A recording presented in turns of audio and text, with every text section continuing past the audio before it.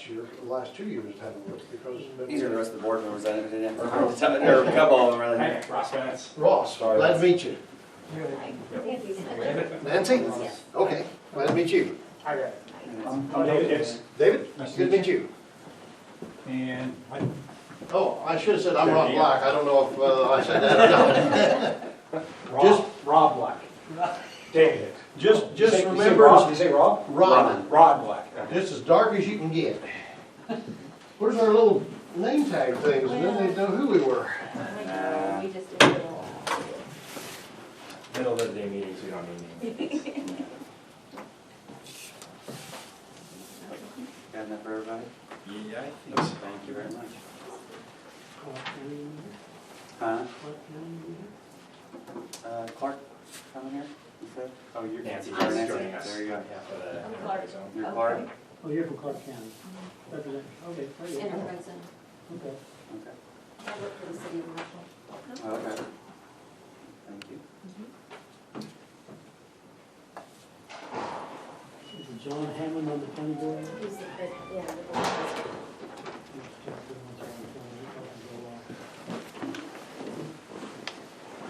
I saw you at another meeting somewhere. He's all over the place. He's all over the place. Thank you.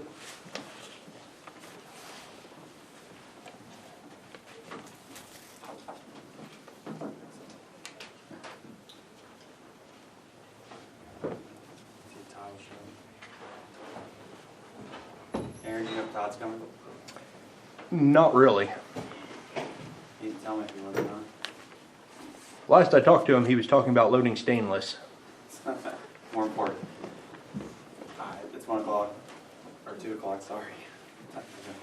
All right, we have a meeting today with Grant Norton about some solar farms in Clark and Cumberland, right? I'll let you guys start and go. Yeah, perfect. Let me do a quick introduction here. My name's Ross Bennett. I work with Grant Thornton. Indec is our client. We are assisting them with some of their economic development here, specifically in Clark and Cumberland counties on a solar project that they have proposed. Nancy Smedley is joining us as well on behalf of the Clark County Enterprise Zone. And I'll let both of them, David and Nancy, introduce themselves here before we get going. Nancy Smedley, and like I said, I'm the administrator of the Clark County Enterprise Zone. I work for the city of Marshall, the city clerk and office manager, and do whatever else for them as well. Been with them for almost 22 years now. So, but I've been on the administrator for the board for almost 10 years now.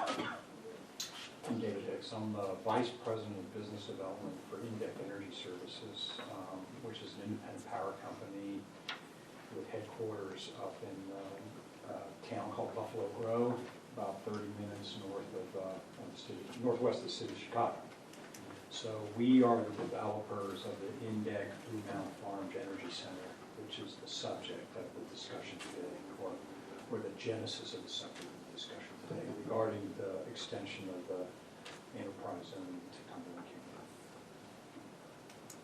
So, or if it's okay, I'd like to do a quick intro to Indec, which David will handle, and then we can get into the reason we're here today to discuss the enterprise zone, the proposed project that's on the table, and hopefully how we can partner together to see that come to fruition. We're really excited about the prospect of seeing that take place here in Southern Illinois, and I'm sure there's going to be some questions. So we wanted to obviously make sure we reached out, introduced ourselves, and give an update as to where things are.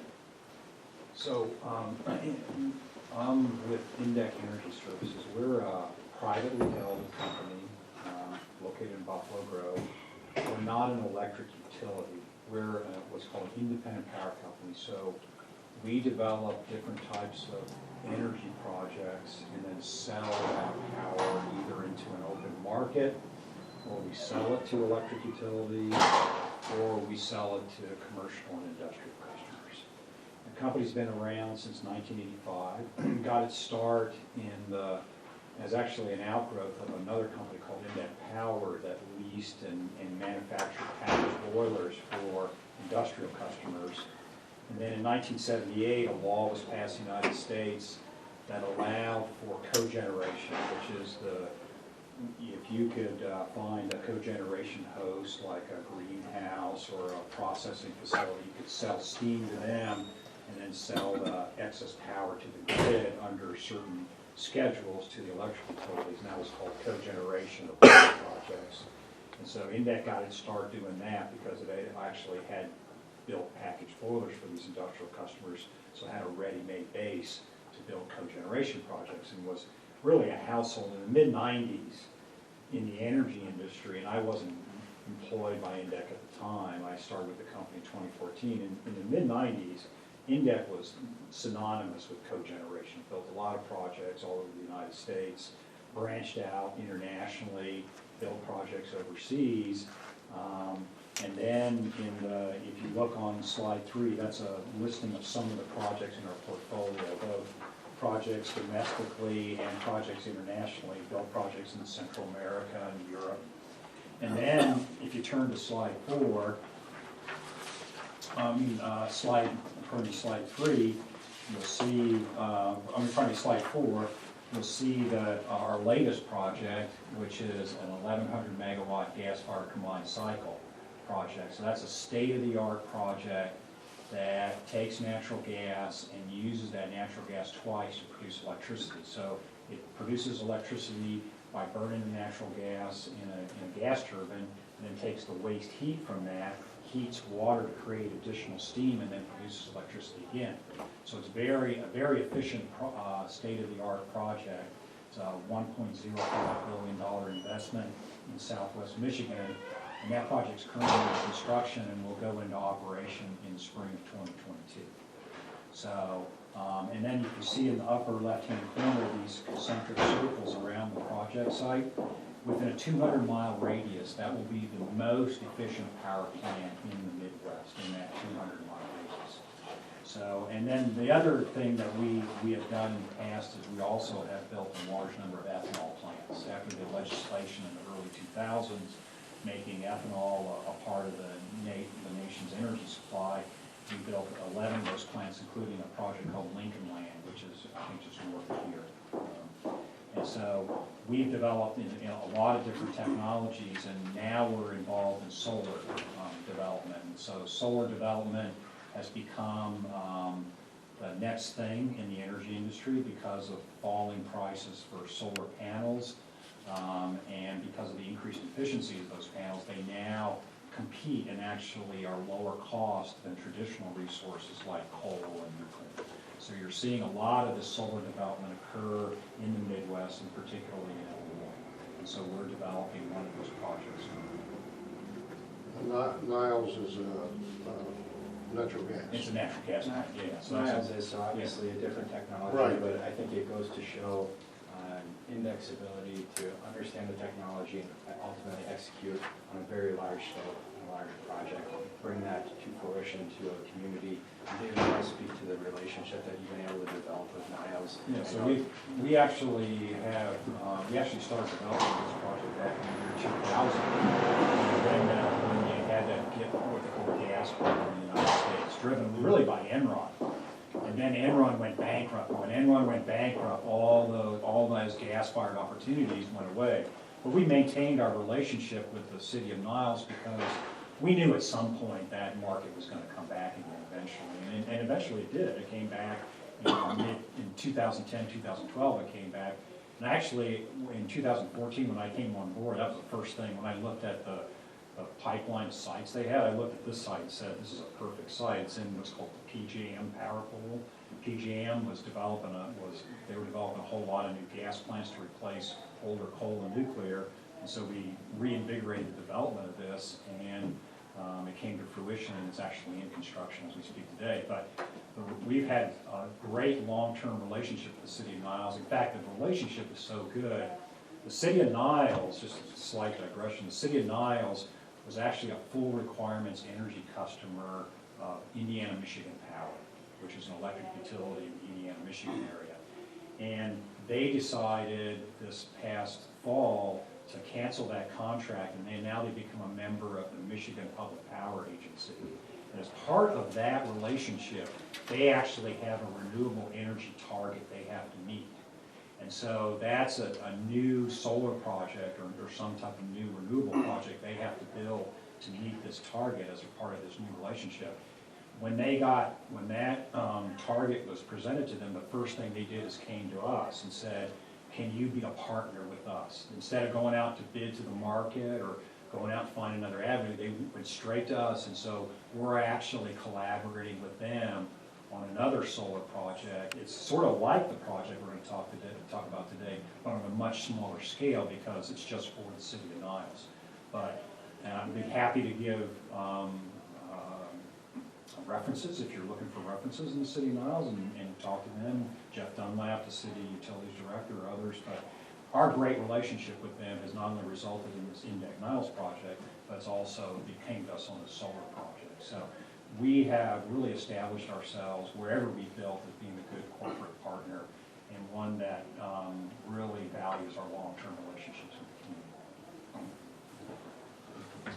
So today, we're here to discuss a proposed solar project here with the site right on the county line here between Clark and Cumberland counties. And David, I'll turn it over to you here to discuss project specifics, but on page 6 of your pamphlet here, you'll get into, you can just use this as a takeaway, some of the project-specific parameters regarding energy generation and ultimately where that will be distributed, and then we'll get into our request for the council today. So, Question. Sure.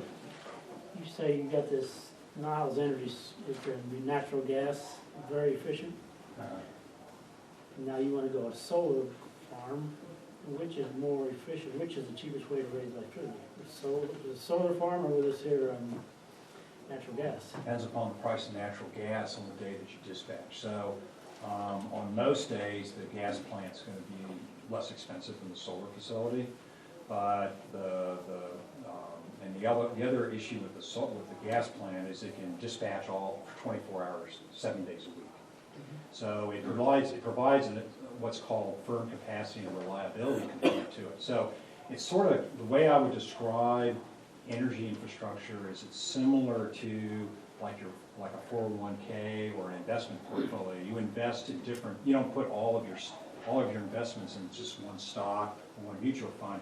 You invest in a variety of those funds, and that's the way the energy system works too. So the gas plant, it has aspects to it that are different from the solar plant, but it just depends on what the gas price is that day. Currently, gas prices are so low that the gas plant's extremely efficient and is the low cost provider.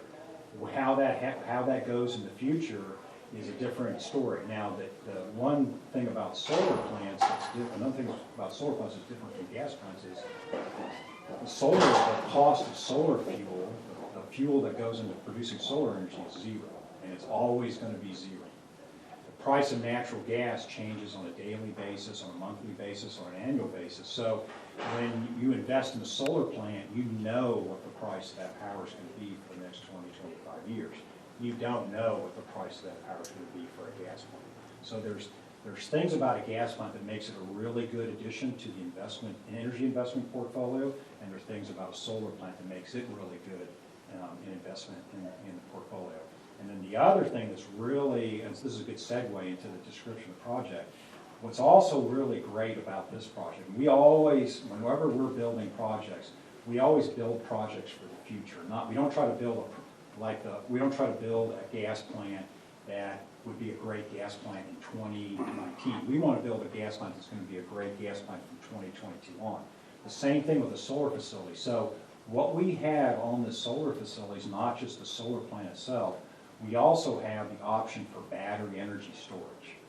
And so what the batteries will do is you can take part of that solar energy and you can store it in the batteries, and you can use it at night or on the on-peak hours during the day, or you can use it to smooth out the power, and then you can also use it to provide what's called ancillary services. So we're taking a solar field and we're actually creating a power plant out of that solar field by adding on the battery storage. So if the battery storage is not that expensive, the solar will be the right way to go, right? Because you have no cost once you get built. Yeah, Solar is zero. solar is gonna be, it's gonna be a great addition to the overall investment portfolio, but you're still gonna need natural gas. You're gonna still need that rotating equipment, that natural gas plant that can produce 24/7, produces firm capacity, can get called on whenever you want.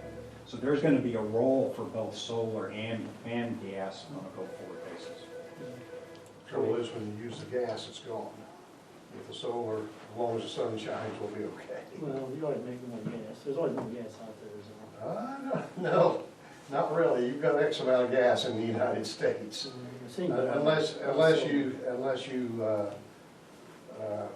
tap some of these waste dumps and get some of the methane off of it. Okay, go ahead. So I think that, I think the discussion we just had sort of laid out what we're talking about here. If you look on page 8, basically the solar plant will have, it's basically, you've got the solar panels, and the solar panels take the sun and through a chemical process create DC electricity. And then you collect that DC electricity, you run it through an inverter, and the DC electricity gets converted to AC electricity, which is what comes out of your wall outlets here. And then that AC power then gets collected and gets sent to a switch yard. The switch yard then ups the voltage of that power and then transmits it onto the grid. So we're going to connect to that those 345 kV towers, these big towers you have run through here. They actually continue to run up north past the site, and we're going to connect into that transmission towers, and then that electricity will then spread out through the grid. So you'd be using the existing towers. We'll be using existing towers, that's correct. Now, unlike a gas plant, there's no rotating equipment. There's no need for water use to cool the plant. And last of all, there's no emissions. So there's nothing going into the atmosphere from burning natural gas like any type of pollutant or anything like that. Now, we control those pollutants so that the amount of pollutants are at a very low level. It's not only the most efficient power plant from an efficiency standpoint, it's the most efficient plant from an emission standpoint, but the solar plant, you have no emissions whatsoever. So. Well, we were talking about controlling the pollutants on the natural On the gas natural plant. gas plant, right. Okay. Unlike the natural gas plant, the solar plant there's no emissions that come off the solar plant. What about all them panels, how long will they last? Panels, they have a typical guarantee on panels is that in year 25, they guarantee that you'll get 80% of the output that you had on day one. And the typical life of a panel to about 65% power is about 38 to 40 years. A lot more than they used to talk about. Oh, yeah. Back in 2009, 2010, I worked in NV Energy utility out in Nevada, and I was the procurement director there, and the efficiency of solar panels 2009, 2010 was about 10%, 10 to 11%. Today, it's greater than 20%, and by the end of this decade, it'll be at or above 30%. So you got two things that are going on here that have made solar power extremely cost competitive in the energy market. One is the cost of the panels has decreased. In 1990, an average cost of a solar panel was $980 per watt. Today, it's less than 40 cents per watt for the same for solar panels. Number two, the efficiency has increased from, like I said, in 2009, 2010, about 10% efficiency to 30%, approaching 30% efficiency by the end of this decade, and in 20 to 21% range right now. Okay. Those panels, they get through storms and everything? I mean, with the windstorms, the tornadoes, stuff, we get hail. You do a wind loading on those. So if you were to build it down in Florida, of course, you would wind load it much higher wind loading, but you have a wind loading that you put on there. So anything except like a Category 5 tornado is not going to have a negative impact on the panels themselves. And you say you worked on that just west of Las Vegas? Solar? Yeah. Yeah, I did a whole bunch of solar plants all over Las Vegas and in the Nevada area. Well, I was gonna say, there's a big farm just outside of Las Vegas going towards, LA? LA. Okay, so right when you cross the line, the state line, All That's- up against the mountains. yeah, that's right near Primm, that's the town of Primm right Right, there. right. Yeah, that project is not selling its power to Nevada. Those are actually three projects, and those projects are selling their power to Pacific Gas and Electric in Southern California Edison. And those projects are called power tower projects. Yeah. So what happens is, you have a whole bunch of heliostats, which are mirror or solar panels that are on mechanical devices, and they're arrayed around a central tower. And so what they do is each one of those is individually controlled, so they reflect the sun. The sun comes down and reflects off them, and then they're targeting right at the top of that tower. Right at the top of that tower is a big vessel that contains water. And they're heating that water to what's called subcritical temperatures, around 780, 800 degrees. And then that creates steam, and it's used to power a steam turbine, and that steam turbine produces the electricity. So that's a different kind of solar technology than what we're talking about here. You don't have that steam turbine or anything like that. The power conversion, the conversion of the sunlight to electricity occurs in the panel itself. That one out there looks awful cool though. It's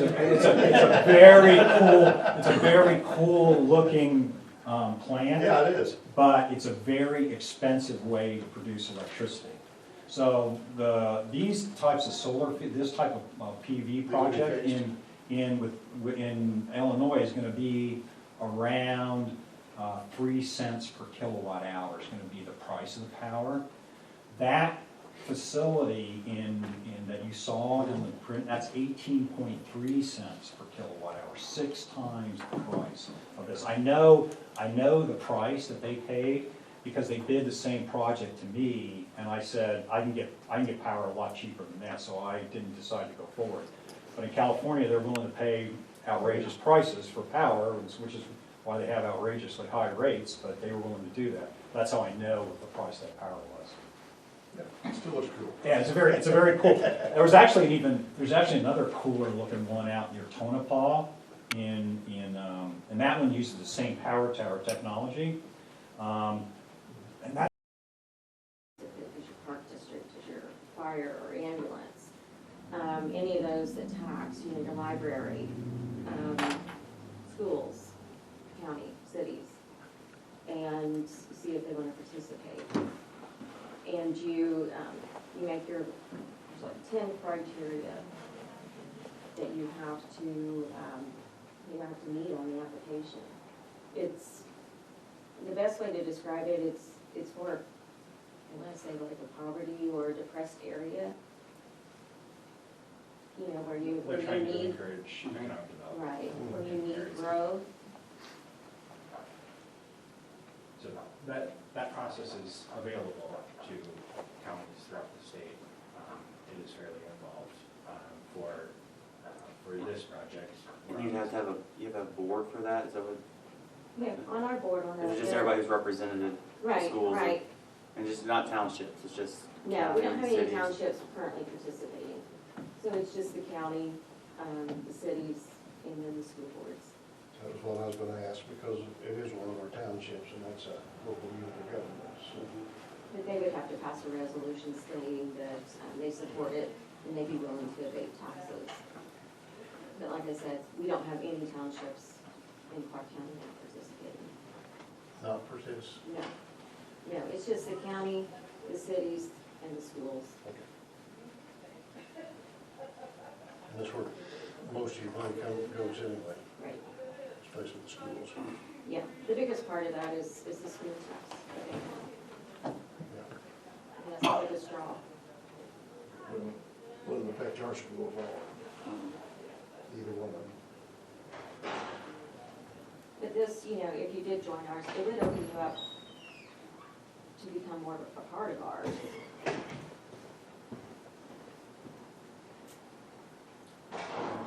obviously, there are a number of zones throughout the state that cross over county lines. So I would envision, I can't speak for them, but I would envision they look at economic development regionally, and land regionally is obviously a good thing. And I've looked, looks like almost everyone around you have a zone, the counties. They all have their own, or is there other ones with buy? No, I think everyone around you, we all still have our own. Now, some of those are probably expiring here Right, over the next couple of right. years. I know Paris is new. They just received one in 16. Crawford County has had one for a while. I think they expire here soon. And then, of course, Nancy, did you mention that some of the counties have, there are some multi-county zones also? Right. What's part of the state are the multi-county zones in? I've seen us mostly in the northern part of the state.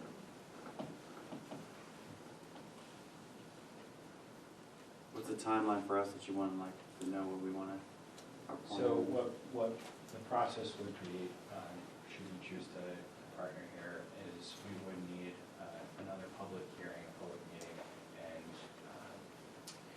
a resolution or ordinance passed agreeing to become a unit of government in the application to expand the territory. So I know Nancy is targeting over the next month to attend. There will be right now 8 units of government that we will need to attend board meetings or to get approval. Should you be willing to partner with us, this will be the 9th, and come back, have another public forum, and ask that another pass. Do we need to have any kind of resolution? I talked to some other counties that have resolutions on solar panels. Is that, I mean, you could just, Clark have one, have an ordinance, I mean, I don't even know how extended it is, but I know, talking to other counties, I've talked to Iroquois and Cumberland, they have some kind of resolution on panels. But, I'm not aware of any Clark, corner. I know as city marshal, we've passed around, but that's just for aesthetics. You don't want them in the front yard and stuff. Within the city limits. Right. Yeah, right.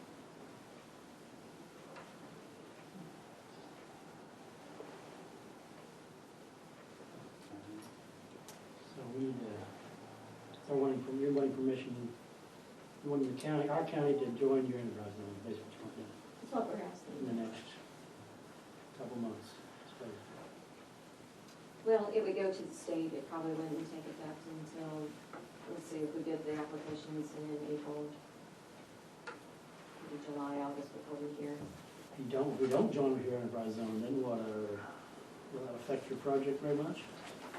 It certainly will. I think it will. Yeah, You need our county to hook up to the electric line, right? the, Transmission line. The transmission line runs across our county, so, Does it go through Clark County? yeah, yeah. Or goes through Clark County, okay, I thought it was going north-south. It's these line, well, it's a line that goes just north of the high school over here. Okay. So, And then comes, the property is under control. The impact would be financially and securing ultimately a green light for this project moving forward. The abatement is a very important piece of this, as well as the sales tax exemption.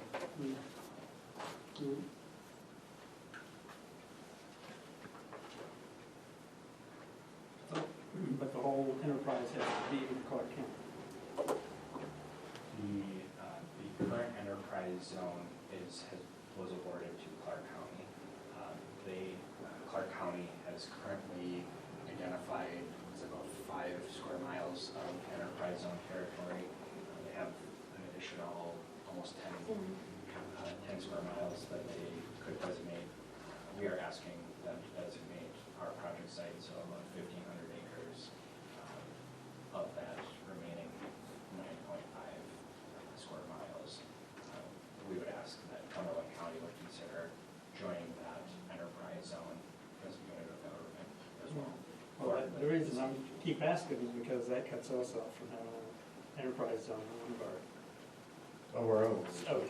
north of one of our towns here down here, without going all the way up there and being connected with that. No, because they can come down the highway and go up the other highway to whatever enterprise zone you want to create. So right now, if you had a company that wanted to locate North Agreement. within Cumberland, You're right, yeah. enterprise zone would not be an option. It would not be an option for you to have in your toolkit. This is an avenue that would at least allow the discussion, or you would have to secure, county would have to secure their own enterprise zone designation. Right now, there is no enterprise zone, has been awarded to Cumberland. And I'm not 100%, is something I can check into that, if we can get at least the two parcels in the Clark zone.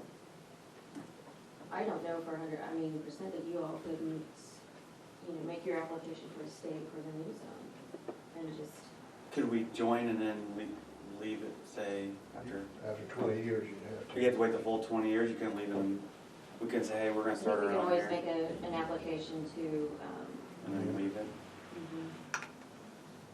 even anything inside the 20-year, say after year 8 or 9, we decide we wanna start around. Take that. There's an application process, which would be similar to public hearing. We pass ordinances to, remove you from the zone. So we're not locked in, I guess, is what you're That's what I wanna know, if we're just Yeah, locked that's in. what I wouldn't, that's why it was a question. Or at least those two parcels could be locked in until, Yeah, however. The lifetime of our zone. I would see this going, we can confirm with the state, but I would envision that 72 acres of 2 parcels would be locked into To the theirs. Clark County zone. If Cumberland County would like to move forward with an application, I would think you would receive your own and designate whatever territory you. We wouldn't have to connect to them. But I don't believe so.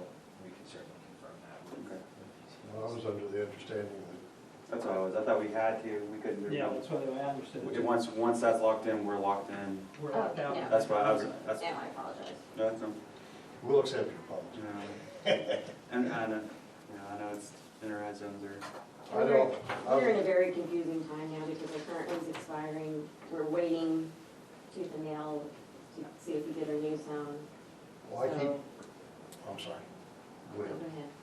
ahead. I keep harping on it, I guess. In the brochure, it says that the property tax abatement is approximately 85%.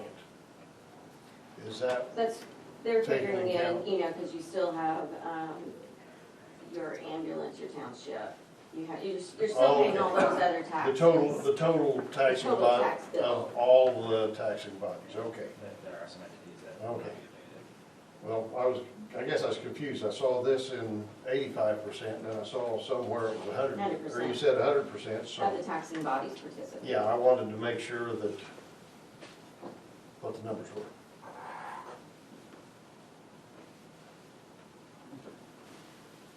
okay, any questions? Our next board meeting's not, it's February 11th. The next one. And I'm sure we'll discuss it. The whole board there. Discuss it, so. How, when will you know about if you're, get the next, the new The new zone New in zone. September. September? Yeah, right now we would just be making it, they're not the only project right now that I'm working on to add territory to our zone. We actually, believe it or not, have another solar farm on the east side of Clark County that's gonna be going in. So I'm gonna be adding that property in as well.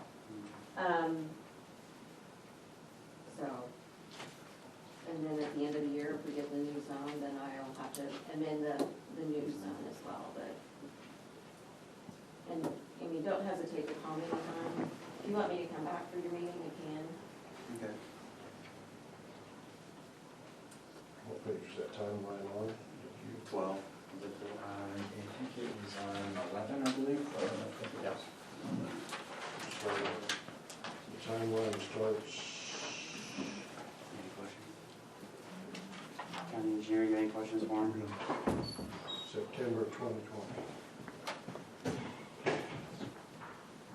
I have none. I didn't get anything.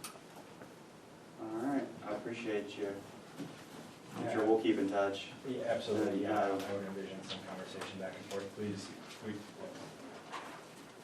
think David expressed that the goal is to be a good long-term corporate partner here, so this is certainly not a quick ask and get out of here. We plan on being in the community for the long term and want to see it be successful. I want to reiterate the benefits of enterprise zone are important for this project moving forward, but I think there are some very real benefits to the county here as well. So I would ask for your consideration. Please do not hesitate to reach out with questions to myself or Nancy. We'd love to continue the conversation. I'll be in touch around this board meeting or potentially any other discussions that need to take place. Like I said, we would ask that you consider passing an ordinance, which I'll discuss with Nancy timing here, whether it's the 11th or a future board meeting. But that's our ask from you to consider, and we appreciate the time. No, I appreciate it. I know that we had, and I appreciate your time, but I do know one other thing. I don't know much, but I know one other thing. And I think you guys were in the middle of it too, the green line that was supposed to come through. Right. It was direct current Right. or whatever. We had so many landowners that were really Right. They were not too gonna- happy. They were gonna build their main plant in Clark. Yeah. The objective of that was to thwart the competition from solar projects in Illinois like this project, because you just build stuff out in Kansas and Missouri and bypass us and bring that power in. Well, and it was the wind power also. Wind, because there was a lot of wind out there. There's a in lot of wind Missouri out and there. in Iowa, et cetera. So that was the purpose of that, was to stop competition in Illinois from projects like these two projects, the one Nancy mentioned on the east side of this project. You just build it out there and then just bring it in on transmission. So if you build this project, can you produce electricity cheaper than what they can bring it in from Kansas? That's what I was thinking at that time. Is my electricity bill going to go down? Your electricity bill might either could go down. The other thing is, as a result of the fact that the cost of solar energy is not going to change, it's going to remain zero, is you actually could have a dampening effect on your power prices on a go-forward basis. So instead of paying that natural gas price that's going to continue to go up, then you've got this steady price that you know that you're going to pay for the next 25 years for that power, the next, for whatever the length of the contract is. Now, What were you saying, obviously it goes out to the grid here, any power, but it'd be utilized within like 200 miles? yeah, I mean, financially, you sign a contract with this, that, and the other person, but the laws of engineering means that power is just going to stay in this area because it's Ohm's law, it's just going to stay where it's. You wouldn't transmit it out to Kansas out You there. know, it's transmitted out to Kansas, and the way, that's why they did the direct current. Yeah, That way they could direct. transmit it from Kansas to here, otherwise you get otherwise if you try to do an AC line, like those transmission lines, you lose power as you transmit the power You have across to the have line. substation. So you lose so much power by the time it got here, it would be totally non-economic to do it. DC does not lose that much power. It doesn't, you don't have the power losses on the DC You line. throw an electron in on one end and it goes out the It other basically end. comes out the other end, that's right, yeah. Okay. Whereas AC, you can do a lot more things, it's a lot more flexible, it's a lot more varying in what you can do with it, but you got what they call line losses to transmit across. And the longer that distance is, the more line losses you get. All right. All right. Well, I That's it. appreciate you guys. Thank you for coming. Thank you, Thanks, sir. Travel. Good meeting you. Yeah, good meeting you. Thank you. Good questions. Thank you. Yeah, you're welcome. Great to meet you. Nice to meet you. Nice meeting you, Nancy. Nice to meet you.